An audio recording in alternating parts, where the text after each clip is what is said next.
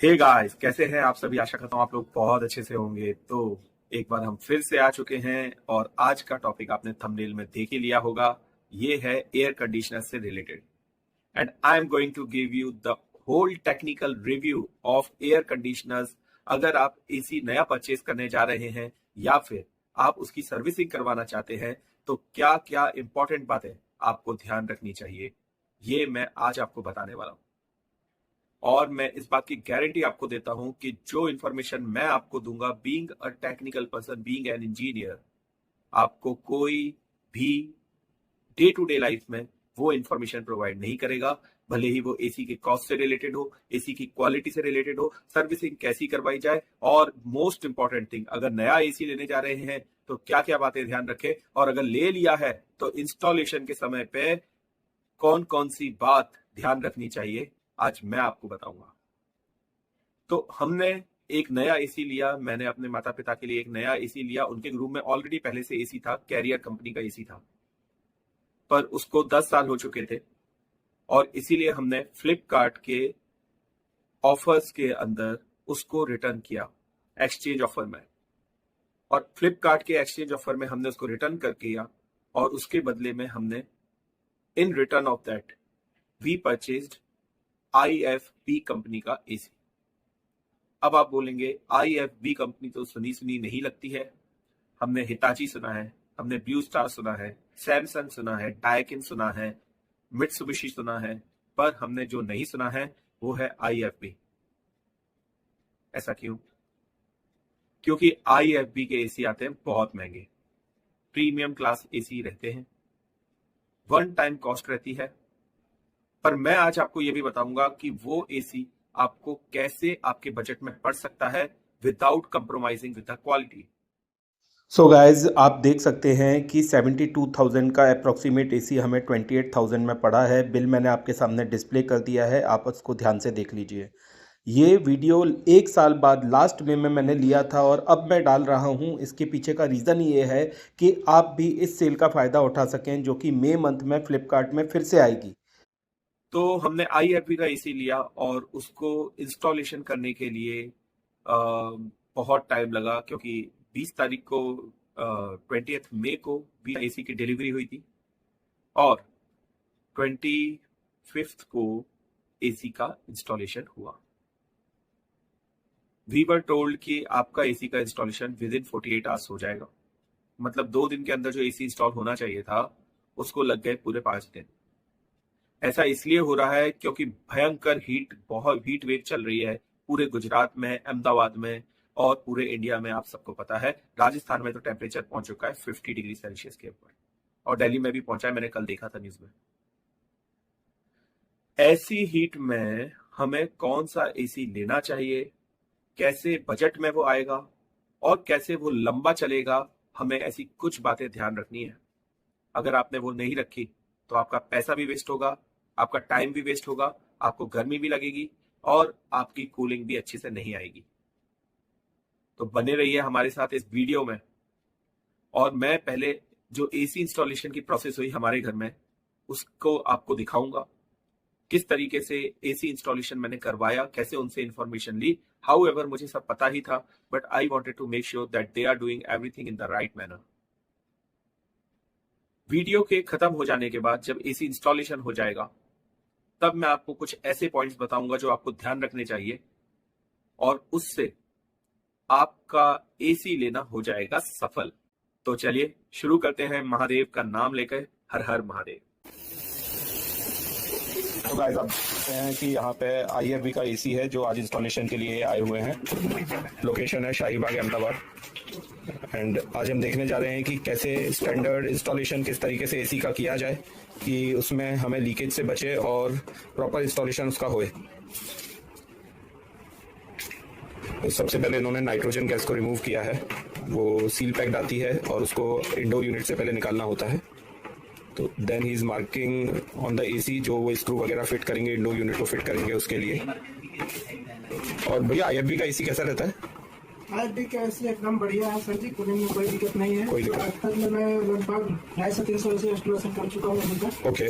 2-2.5 महीने में कोई कंप्लेन हमारा नहीं आया अभी किसी का। ओके, आपका नाम क्या भैया? मेरा नाम नवल किशोर कुमार है। नवल किशोर कुमार है। ओके भैया, तो अभी हम देखते हैं आप कैसे इंस्टॉलेशन करते हैं। जी हाँ बिल्कुल। तो भैया आप बता सकते हैं इस एसी के साथ क्या किट आई थी, वो वायर वगैरह जो अभी आप? इस एसी के साथ सर जी आपका स्टैंड आई हुई है, 10 फीट कॉपर पाइप आई होगी। ओके, और केबल आई है। और केबल आई है। जी सर। ओके, कॉपर पाइप कितने का? 10 फीट का रहता है। 10 फीट की होती है। ओके, क्या रिमोट? हाँ, रिमोट आता है। तो मैं आपको बताना चाहता हूँ कि IFB का 1.5 टन का एसी, 1.5 टन का एसी है, 5 स्टार रेटिंग का 2024 मॉडल है जी। और इसकी ही ये फिटिंग करने के लिए यहाँ है। जी। तो पहले यहाँ पे कैरियर का एसी लगाया हुआ था हमने और उसको हमने फ्लिपकार्ट में दे दिया है वापस और उसके बदले IFB का नया एसी लिया है। So is just checking it out, जो पहला पुराना कनेक्शन था वो कैसे, ड्रेन पाइप उसका वगैरह। तो बहुत बढ़िया एक्सचेंज ऑफर चल रहा है फ्लिपकार्ट में इस समय पे और हमें पुरानी कैरियर एसी पे अराउंड 6,000 रुपीज डिस्काउंट मिला है। और भैया वो पहले जो एसी था वो 1 टन का था, ये 1.5 टन का है, तो आप उस हिसाब से मेजरमेंट लेके करिए। जी सर बिल्कुल। ओके, ठीक है। ठीक है। ये थोड़ा अंदर कवर हो जाएगा हॉलो सब। हाँ चलेगा चलेगा, पर उसमें से ऐसा तो नहीं ना कि बाहर से कोई वो जानवर वगैरह, इंसेक्ट वगैरह उसमें अंदर आ जाए? नहीं, उसको बाहर से हम व्हाइट सीमेंट से व्हाइट सीमेंट से व्हाइट सीमेंट दे दीजिएगा। ओके, श्योर श्योर श्योर भैया। जितने आप मार्किंग कर ली है और मार्किंग करने के बाद अभी इसकी ड्रिलिंग करने जाते हैं।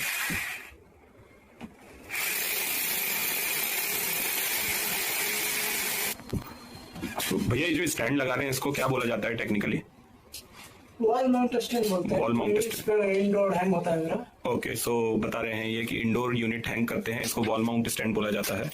तो इनकेस आपको एसी की वोकैबुलरी भी पता होनी चाहिए कि कौन से पार्ट को क्या बुलाया जा रहा है technically. So this is called as wall mount stand.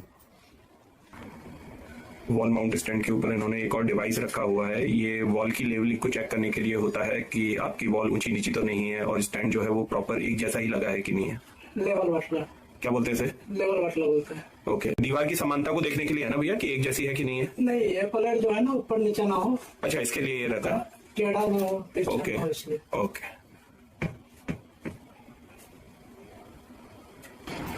तो फ्रेंड्स अभी ये बाहर आ गए हैं आउटडोर यूनिट का मेजरमेंट चेक करने के लिए, क्योंकि जो पाइप आता है उसकी लिमिटेड उसका 10 फीट का रहता है। तो ऐसा ना हो कि हमें ज़्यादा पाइप की ज़रूरत पड़े और जो पाइप आया है उसी में क्या हम आउटडोर यूनिट को एक प्रॉपर जगह में प्लेस कर सकते हैं।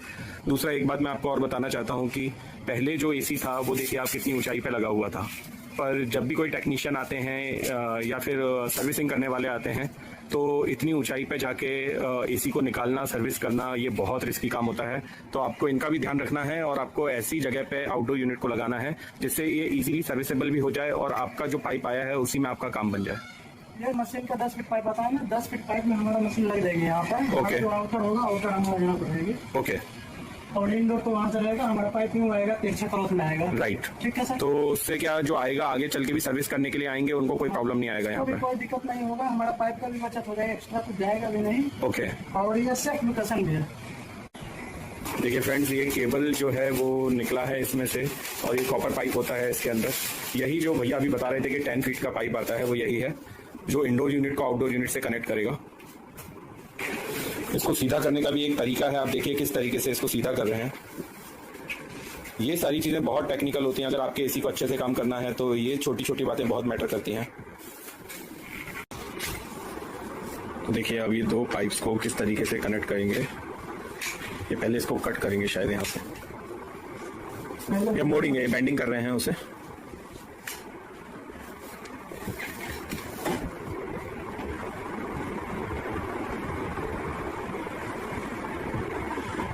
ये इंस्ट्रूमेंट को क्या बुलाया जाता है भैया जो बेंडिंग करते हैं? Fix bender. Fix bender, okay. Mechanical vendor.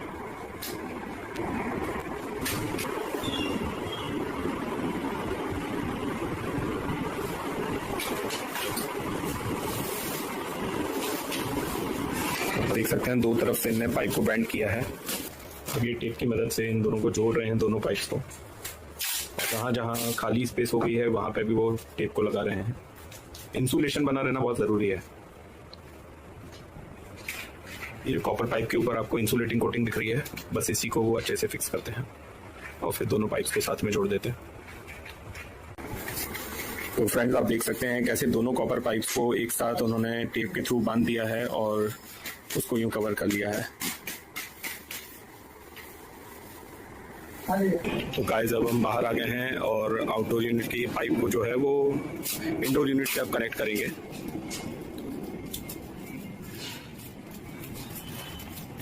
देखिए किस तरीके से करते हैं।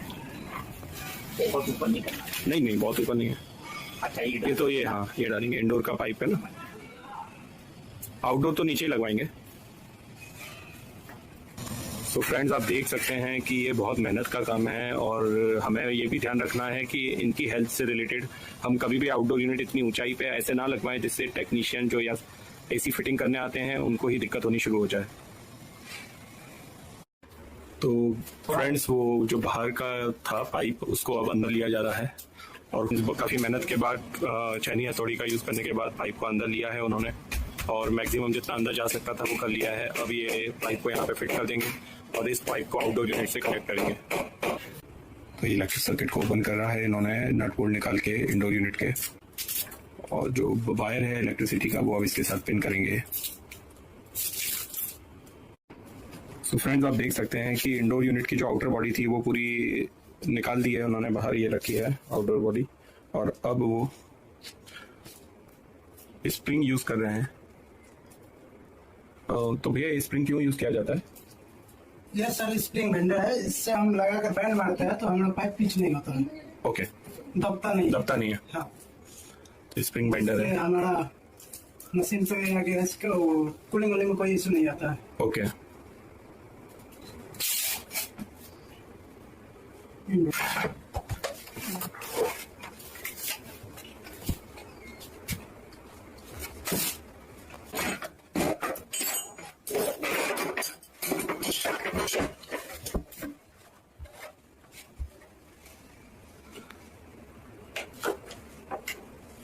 तो आप देख सकते हैं कि थोड़ा भी मेजरमेंट ऊपर नीचे हो गया तो ये पूरा जो फिटिंग है वो आपको कष्ट दे सकता है।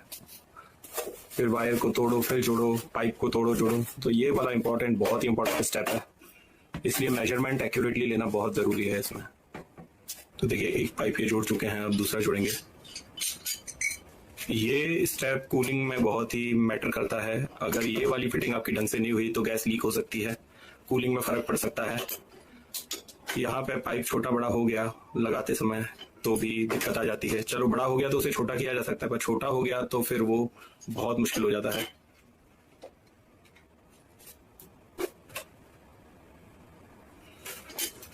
now सेकंड पाइप को जोड़ रहे हैं। तो फ्रेंड्स सेकंड पाइप भी ऑलमोस्ट जुड़ गया है। एक बात और है, मार्केट में दो तरीके के एसी अवेलेबल होते हैं, एक एल्यूमिनियम पाइप के साथ आते हैं और एक कॉपर पाइप के साथ आते हैं। तो क्योंकि एसी एक लंबे समय के लिए यूज करे जाने वाला इलेक्ट्रिक इक्विपमेंट है तो आपको हमेशा कॉपर पाइप के साथ जो एसी आते हैं वही प्रेफर करना चाहिए ओवर एल्यूमिनियम। हाँ, कॉस्टिंग में देखा जाए तो एल्यूमिनियम का एसी आपको बहुत सस्ता मिल जाएगा as compare to copper AC, पर वो 1-2 साल के अंदर जब बैठ जाएगा तो आपका खर्चा भी उतना ही वो करवा लेगा वापस। तो इसीलिए वन टाइम कॉस्ट होती है, but you should always use a copper wire over aluminium pipe. तो फ्रेंड्स ये आउटडोर यूनिट के लिए स्टैंड आता है और ये स्टैंड जब कंपनी के टेक्नीशियंस आते हैं वो भी अपने साथ लाते हैं, और अगर आप किसी ऑनलाइन पोर्टल से मंगा रहे हैं तो वो स्टैंड भी साथ में वो लोग रिकमेंड करते हैं, तो आप वहां से भी उसको खरीद सकते हैं। तो इस स्टैंड के भी 2 टाइप आते हैं, कास्ट आयरन का आता है और एक आयरन का रहता है। तो जनरली कास्ट आयरन वाला कैसा होता है कि उसमें रस्टिंग थोड़ी कम लगती है, बट ज़्यादा फ्रीक्वेंटली अवेलेबल जो मार्केट में है वो आयरन का ही रहता है। ये भी एक आयरन का ही स्टैंड है। तो फ्रेंड्स अब आउटडोर यूनिट के लिए इन्होंने ड्रिलिंग करनी चालू कर दिया और यहाँ पे आउटडोर यूनिट का स्टैंड लगाएंगे। जो बाहर का था पाइप उसको अब अंदर लिया। देखिए इन्होंने कॉपर का पाइप कट किया है और हम इनसे पूछते हैं कि इन्होंने ऐसा क्यों किया। तो भैया आपने कॉपर का पाइप क्यों कट किया? सर जी थोड़ा पाइप मेरा बढ़ जा रहा था, मतलब आगे हो जा रहा है। ओके, मेरे को यहाँ एडजस्ट करना था, राइट। मैंने थोड़ा काट कर यहाँ पर किसी कलर बनाऊंगा, उसके बाद फिर से टाइट कर दूंगा। ओके, इससे ज्यादा था पहले तो मैंने पाइप थोड़ा ऊपर एडजस्ट हाँ किया, देखो फिर भी नहीं आया राइट। तो थोड़ा कच्चा था। तो फ्रेंड्स ये बहुत ही इंपॉर्टेंट स्टेप होता है, क्योंकि अगर ये वायर अच्छे से आउटडोर यूनिट से कनेक्ट नहीं होते हैं तो वहाँ से गैस लीक होने के चांसेस होते हैं और कुछ ही दिनों में कूलिंग करना इसी बंद कर देगा क्योंकि गैस पूरी लीक हो जाएगी। फ्रेंड्स यहाँ पे सोप सॉल्यूशन से वो चेक कर रहे हैं लीकेज का, सोप सॉल्यूशन बनाया है और लीकेज का वो अभी इसमें इसके थ्रू चेक करेंगे। तो सोप लगा दिया है जहाँ जहाँ जॉइंट है उस जगह पे। And now he will check it out कि जब वो चालू होगा तो गैस जो है वो लीक तो नहीं हो रही है।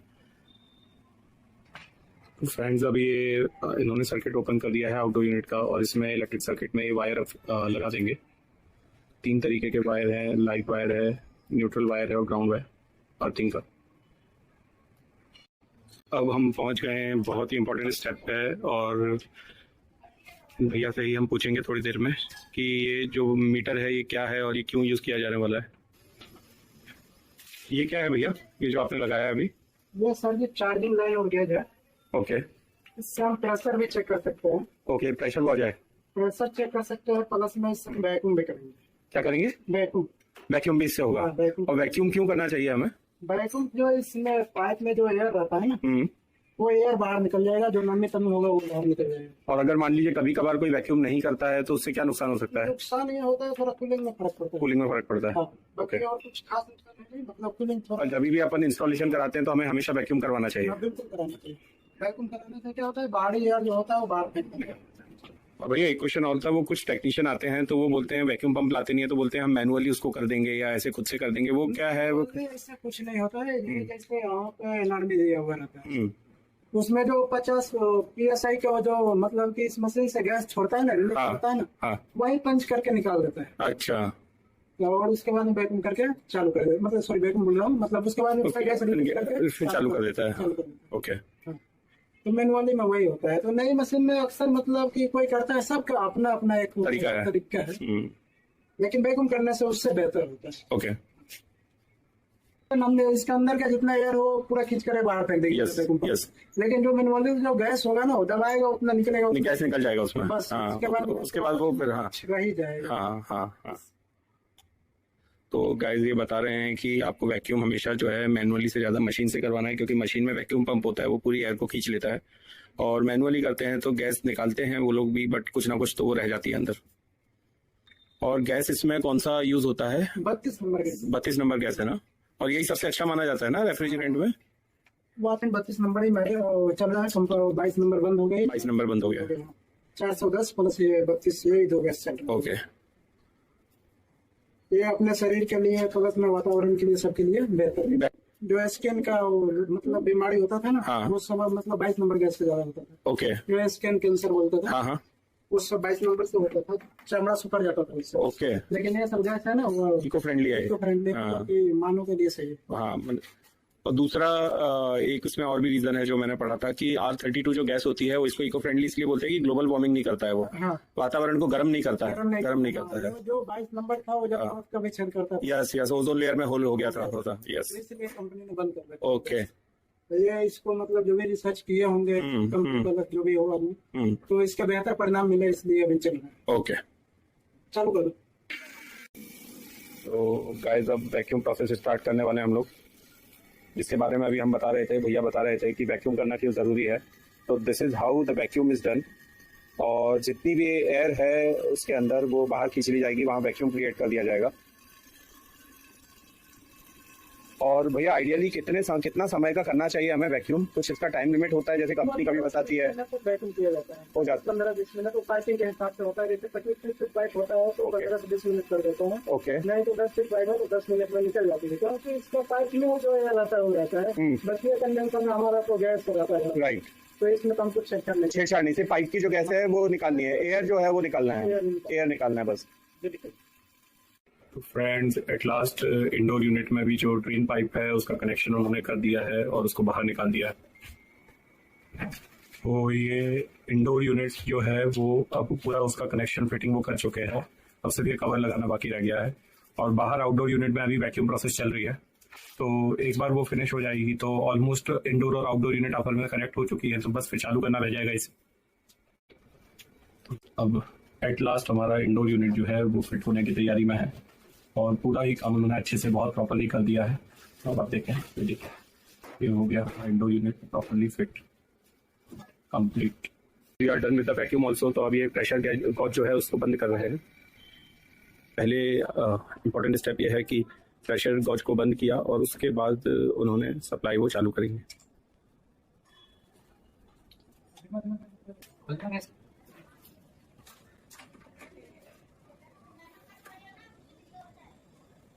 ये बता सकते हैं आपने क्या किया है ये वाला स्टेप? ये अभी जो कि आपने गैस हाँ रिलीज किया? अच्छा, एक्स्ट्रा गैस रहती होगी वही होती है ना? जो मशीन में गैस रहता है वो गैस मैंने अब रिलीज कर दिया। ओके, जो साउथ में गैस होता है हाँ रिलीज कर दिया, आप चालू कर सकते हैं मशीन। ओके, तो फ्रेंड्स अब ये इलेक्ट्रिक सर्किट भी इन्होंने कनेक्ट कर दिया है और इंडोर यूनिट को ये चालू कर रहे हैं। आउटडोर से भी कनेक्शन हो गया है। तो लेटेस्ट थी नाउ, तो यूनिट को हमने चालू कर दिया है और आप देख सकते हैं कि बाहर से ये वाइट सीमेंट से जो ड्रिल किया था होल, वैसे तो पहले से ही ड्रिल था वो, तो उसको भर दे रहे हैं। रीजन भरने का क्या होता है कि बाहर के जीव जंतु जो है वो अंदर ना घुस पाए, तो इसीलिए ये बाहर से वाइट सीमेंट से हमें पैक करना चाहिए। बाहर से भी करना चाहिए, अंदर से भी करना चाहिए। ये इसका रिमोट है IFB का, और भैया एक एक करके ये फंक्शन हमें बता देंगे। देखिए मोड है तो कौन कौन से मोड होते हैं, फिर फैन जो है वो तो फैन की स्पीड के लिए है, तो आप बताइए जरा थोड़ा। देखिए सर, हाँ ये पावर है हमारा, यहीं से मशीन चालू और बंद करना है। ये वाला मेन स्विच बंद नहीं करेंगे तो भी चलेगा। हाँ, अगर घर से बाहर जा रहे हो तो 2-4 दिन के लिए तो बंद करके हम जा सकते हैं। राइट। बाकी अगर आप घर पे हो तो आप इससे बंद चालू कीजिए, इस कंट्रोल सिस्टम है। अब यहाँ पर आता है मोड पे। मोड 4 प्रकार का है इसमें। अभी जो हमारा चल रहा है कूल मोड पे चल रहा है। यहाँ जो स्टार्ट का सिंबल दिख रहा है, हाँ, ये कूल मोड का सिंबल है। ओके, फिर एक बार और दबाएंगे हम इसको। ये पानी का बूंदा जैसा दिख रहा है, हाँ, वो ड्राई मोड है। वो कब चालू करना होता है? ड्राई मोड के सीजन में चालू किया जाता है जब रूम में ह्यूमिडिटी होती है, तब ये मोड पे हम चलाते हैं। तो इससे ह्यूमिडिटी बाहर फेंक देता है और कूलिंग करता है बराबर। कूलिंग करता है बराबर। ओके, जो मतलब कि हमस जैसा हमको नहीं मिलता है। ओके, तो ये अपना को ये मोड पर चलाना है, ड्राई मोड पे। ड्राई मोड पे बरसात के सीजन में। ओके, फिर एक बार और दबाएंगे। हाँ, ये फैन का देख रहे हैं, फैन जैसा सिंबल आ जाता है। नॉर्मल मतलब कैसे समझिए, हमारा रूम का जो पंखा है, हाँ, इस तरह से इस पंखे की तरह हवा फेंकेगा, बाहर वाला मशीन नहीं चलेगा। ओके, इंडोर चलेगी। ठीक है, फिर एक बार और दबाएंगे। हाँ, ये आ जाता है हमारा ऑटो मोड पे। ओके, ऑटो मोड पे हमारा मशीन ऑटोमेटिक 24 डिग्री टेम्परेचर पर काम करेगी। ओके, जैसे कि 24 से नीचे यानी हमारे 23.5 रूम में टेम्परेचर होगा, मशीन अपना स्पीड कम कर देगी, क्योंकि इन्वर्टर है इसका RPM।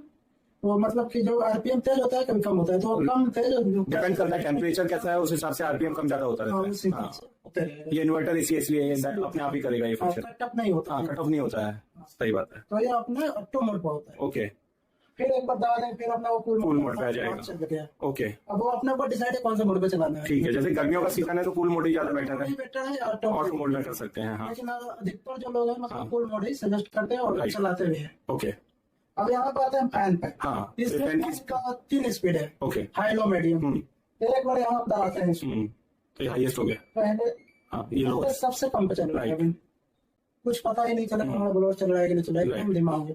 फिर एक बार और दबाया। ओके, जब 3 फुट का सिंबल आया तो मीडियम में हमारा चला जाता है। ओके, फिर एक बार और दबा दिया, ये हाईएस्ट पे हो गया। ओके, 3 स्पीड फैन की स्पीड 3 वाला जो है टेम्परेचर। ओके, इसमें ये स्विंग है, ये फॉरवर्ड स्विंग सिस्टम आता है। अच्छा, किसी में फॉरवर्ड आता है, किसी में नहीं आता है। ओके, तो मॉडल पर डिपेंड है। अब यहाँ आता है एमबीएस में। हाँ, ये हमारा टेम्परेचर शो करता है, रूम के कमरे का टेम्परेचर क्या है, बाहर का टेम्परेचर क्या है, ये सिस्टम देखते हैं। इसको दबाएंगे हम। हाँ, अभी 38 दिखा रहा है। ओके, तो बाहर का टेम्परेचर इतना है। राइट, वो ऑटोमेटिक फिर से वो निकल जाएगा। फिर नहीं पड़ेगा। यस, अब आते हैं यहाँ फ्लेक्सी पे।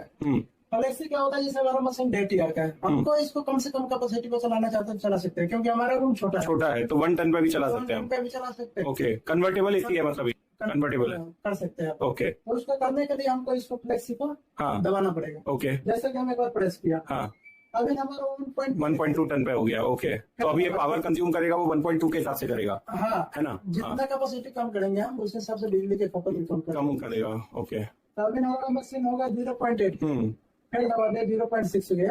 0.6 तक ये चला सकते हैं। ओके, फिर एक बार दबा दिए तो 1.5 टीआर तक चलता है। वो 1.5 टीआर पे आ गया। ओके, ये आप लोगों को कुछ नहीं करना है, इसको दबाते जाना है, जितना पड़कना है उतना पड़क के छोड़ देना है, तो खुद मशीन अपने आप ले लेगा, सेट ले लेगा उसका। अब यहाँ पे आते हैं सुपर पे। यस, सुपर का काम है जैसे कि और रिमोट में टर्बो होता है, इस तरह से इसमें सुपर का ऑप्शन। ओके, टर्बो मोड को ही सुपर मोड बोल रहा है। जैसे हम बाहर से आते हैं, हमको जल्दी ठंडा चाहिए, हम इसको प्रेस करेंगे। इसको प्रेस करते हैं तो मशीन डायरेक्ट 16 डिग्री टेम्परेचर पे चला जाएगा। ओके, मतलब अच्छा, टर्बो में ये डायरेक्टली 16 पे चला जाएगा। और फैन की स्पीड भी हाईएस्ट हो जाएगी। हाँ, दोनों ही चीज जो है वो अपने टॉप पे आ जाएगी। सुपर पे आ जाएगी। ओके, अब आते हैं अपना स्लिप पे। हाँ, स्लीप मोड का काम ओनली नाइट में है। जैसे कि हम रात को सोते वक्त में क्या होता है 12-1 बजे रात को हमको गर्मी ज्यादा लगता है, लेकिन 2-2:30 बजे के बाद हमको ठंड भी लगती है। Right right. तो इसको हमको उठ कर मतलब बंद ना करना पड़े। ऐसा हो जाता है, हम लोग मतलब आसपास होता है उठे जाए बंद करे, तो इस तरह ना बंद करना पड़े, इसलिए हम स्लीप मोड में डाल देते हैं। अच्छा, तो अपने आप ही वो बंद हो जाएगा, स्लीप में चला जाएगा। हाँ, नाइट मोड में चला जाएगा। जब नाइट मोड में जाएगा ना, अभी ना ठंडा टेम्परेचर है, सब मान लो नाइट है, अभी रात हो गई है, 8-9 हो रही है, ओके, 1-2 बजे तो मतलब टाइम आएगा हमको ठंड लगने वाला है, ठीक है, तो इसको हम दबा के रख देते हैं स्लीप मोड को। तो वहाँ पे चांद का एक सिंबल दिखेगा, रिमोट पे भी चांद का सिंबल दिखेगा। यस, समझ जाने का हमारा मशीन नाइट मोड में चले गया, यानी स्लीप मोड में चला गया। ओके। तो इसमें जाने से होता क्या है कि 1-2 घंटे में हमारे शरीर के हिसाब से टेम्परेचर खुद मेंटेन करते चलेगा। ओके, है तो 20 हो जाएगा, 22 हो जाएगा। Right right. और जैसे ही बढ़ेगा तो फिर वो कूलिंग करना चालू कर देगा। कूलिंग करना चाहिए, तो खुद मतलब मेंटेन कर देगा। स्लीप मोड में होता है। ओके, अभी स्लीप मोड से इसको हटा दीजिए आप। उसके लिए क्या करना है? दबा के रखना है, इसी को प्रेस कर देना, वाली प्रेस करके छोड़ देना। अच्छा, प्रेस करके छोड़ दीजिए। ओके, हट गया आपने। ये अपना टाइमर है, तो ये टाइमर सेट करना 2 घंटे 4 घंटे जो भी सेट करना है, यहाँ से करते हैं। राइट। तो इसको करने के लिए क्या करना पड़ता है, हमको पहले मशीन बंद करना पड़ता है। ओके, इसको हम बंद कर दिए, ठीक है, ठीक है। इसके बाद में हम टाइमर ऑन करते हैं। ओके, अब यहाँ से हम टाइमर हटा देते हैं, टाइमर लगाएंगे नहीं लगाएंगे, हम मशीन चालू डायरेक्ट करते हैं, ठीक है। हमारा टाइमर भी हट गया है, मशीन हमारा फुल मोड पे चल रहा है। ओके, लेकिन एक इश्यू रिमोट में यह है, इसमें डिजिट पूरा नहीं आ रहा है। अच्छा, तो वो ऐसा तो नहीं कि बैटरी की प्रॉब्लम है, सेट की? बैटरी का प्रॉब्लम नहीं है, ये कुछ इसमें सिस्टम में प्रॉब्लम हो सकती है। अच्छा, तो इसको रिप्लेसमेंट करनी पड़ेगी। ओके, तो मैं अपने कंपनी में डाटा डालूंगा, इसके साथ इसको फोटो खींच के डाल दूंगा, 7 दिन में आपका अपने आप रिप्लेसमेंट आ जाएगा, दूसरा remote. Okay okay, thank you. बहुत अच्छी फिटिंग उन्होंने कर दी है और आउटडोर इंडोर यूनिट सब सेट है। इनका काम मुझे बहुत बढ़िया लगा और मैं इनका टेलीफोन नंबर, जो मोबाइल कांटेक्ट नंबर है, तो अहमदाबाद में जो भी सर्विस करवाना चाहते हैं एसी को या फिटिंग करवाना चाहते हैं तो वो डायरेक्टली इनको कॉल कर सकते हैं, कांटेक्ट कर सकते हैं। और इनका नाम, भैया नाम क्या है बताया था आपने? नवल किशोर भाई हैं ये, और आपके साथ ये दूसरे भैया हैं, वो क्या नाम है उनका? रोहित। ओके, तो रोहित भाई हैं और नवल किशोर जी हैं। तो मैं डिस्क्रिप्शन में इनका कांटेक्ट नंबर मेंशन करूंगा और आप चाहे तो बता भी सकते हो, या बता दीजिए आपका नंबर। 6355 093 54 ओके। तो अहमदाबाद में आप पूरी जगह ऑपरेट करते हैं, कहाँ कहाँ? हाँ, वो सारे में आप आ जाएंगे। Okay okay. और गांधीनगर वगैरह आप जाते हैं कभी? ओके, तो अहमदाबाद और गांधीनगर पूरा कवर करते हो? Okay okay okay. Naval Kishore ji, thank you so much, आपने बहुत अच्छी फिटिंग की। सो फ्रेंड्स, आई होप कि आपको वीडियो बहुत पसंद आया और बहुत ज्यादा इंफॉर्मेटिव भी लगा। तो मैंने जैसा आपको वीडियो की शुरुआत में बोला था, मैं आपको कुछ टिप्स देने जा रहा हूं और वो टिप्स आपको एसी परचेज करने में या एसी का इंस्टॉलेशन करवाने में बहुत मदद करेंगे। तो लेट्स स्टार्ट। फर्स्ट, आप एसी हमेशा कॉपर कंडेंसर का ही खरीदें। मार्केट में 2 तरीके के कंडेंसर के एसी आते हैं, एक एल्यूमिनियम और एक copper. Always go with the copper. मैं बहुत इलॉबरेट नहीं करूंगा, but because copper is the very good conductor of heat and electricity. वो हीट डिसिपेशन अच्छे से करेगा और इलेक्ट्रिसिटी का कंजम्पशन कम करेगा अगर कॉपर का कंप्रेसर है तो। Point number 2, always buy a AC with a current energy rating year. इसका मतलब हमेशा वही एसी खरीदें जो लेटेस्ट है, जो उस साल का ही मैन्युफैक्चर्ड एसी है, क्योंकि मैंने आपको बताया कि एनर्जी की रेटिंग हर साल चेंज होती है, बीईई रेटिंग चेंज होती जाती है। और इस कारण से ही अगर आपने 2022 का 5 स्टार एसी लिया है तो आज की तारीख में वो सिर्फ 3 स्टार एसी के बराबर ही रह गया है, मतलब एनर्जी कंजम्पशन ज्यादा करेगा। तो एसी अगर हमें लेना ही है तो क्यों ना हम करंट ईयर का सोच समझ के एसी लें, वो आपका इलेक्ट्रिसिटी का कंजम्पशन कम करेगा। पॉइंट नंबर 3, एसी हमेशा 5 स्टार रेटिंग का ही लें और करंट ईयर का ही लें। 5 स्टार रेटिंग ये एनर्जी रेटिंग होती है, जितनी ज्यादा रेटिंग बढ़ेगी उतना आपका एनर्जी का कंजम्पशन कम होगा, उतना आपका इलेक्ट्रिसिटी बिल कम आएगा। लोगों को मैंने देखा है जनरली पता नहीं होता है, वो बेचारे 3 स्टार एसी सस्ता मिल रहा होता है तो दे गो फॉर इट, बट बाद में जब वो यूज करते हैं तो इतना जबरदस्त इलेक्ट्रिसिटी का बिल आता है कि सारा पैसा उसमें चला जाता है। तो एक बार लें, अच्छा लें और 5 स्टार रेटिंग का करंट ईयर का एसी कॉपर कंडेंसर का लें। अभी तक का कंक्लूजन ये है। तो next point is buy an inverter AC. Inverter AC खरीदे। इन्वर्टर एसी आपकी इलेक्ट्रिसिटी बचाने में मदद करेगा। एज पर द एनवायरनमेंट वो अपने आप को अडॉप्ट करेगा, और एनर्जी को कम रखना है, इलेक्ट्रिसिटी कंजम्पशन कम रखना है, ज्यादा रखना है, वो ऑटोमेटिकली डिसाइड करता रहेगा। सो मेक श्योर आज की डेट में we have inverter technology and please buy an inverter AC. कुछ लोग इस पे अलग ओपिनियन रखते हैं, वो बोलते हैं कि अगर आपका रूम बहुत ज्यादा बंद होता है या खुलता है, बार बार ऐसा होता रहता है, then inverter AC is useful. I am telling you, ये हर घर की कहानी है, आप इन्वर्टर एसी ही लीजिए।